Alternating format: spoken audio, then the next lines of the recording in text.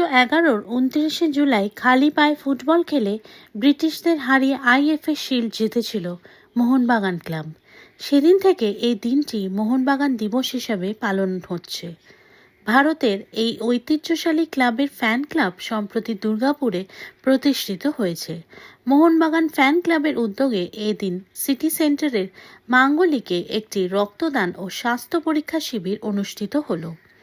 এদিন প্রায় 30 জন রক্তদাতা রক্তদান করেন।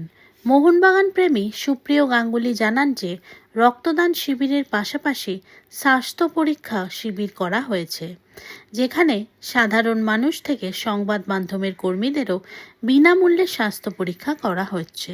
ঐতিহ্যশালী ক্লাব তাদের পারমিশন নিয়ে আমাদের দুর্গাপুর মোহনবাগান ফ্যান্স ক্লাব তৈরি হয়েছে।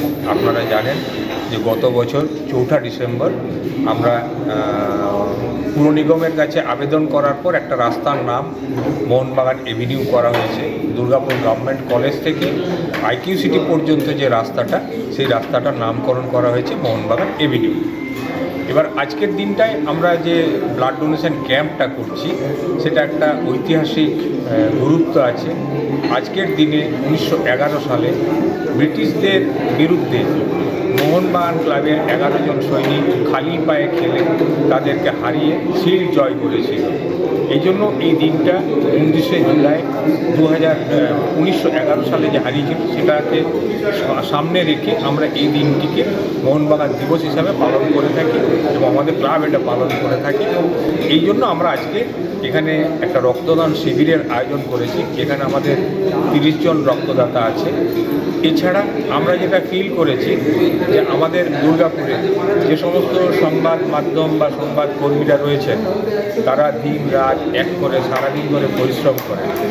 তাদের স্বাস্থ্যের দিকে খেয়াল রেখে দুর্গাপুর মোহনবাগান ফ্যান্স ক্লাব প্রতি বছর আমাদের যেমন রক্তদান শিবিরটাও করবে, ঠিক তেমনি যাতে আমাদের সাংবাদিক ভাই বন্ধুদের স্বাস্থ্য পরিষেবায় ঠিকঠাক থাকে, তার জন্য আমরা একটা চেক আপেরও ব্যবস্থা করব। এবং আগামী দিনে দুর্গাপুর প্রেস ক্লাবের যদি কোনো সহযোগিতার দরকার হয়, মোহনবাগান ফ্যান্স ক্লাব আমাদের সাহায্যের হাত বাড়িয়ে দেবে। যেহেতু এই সংবাদ মাধ্যমের কর্মীরা সব এরা একটা সমাজের একজন কি বলবো স্তম্ভ। ব্যুরো রিপোর্ট, আরজি সমাচার।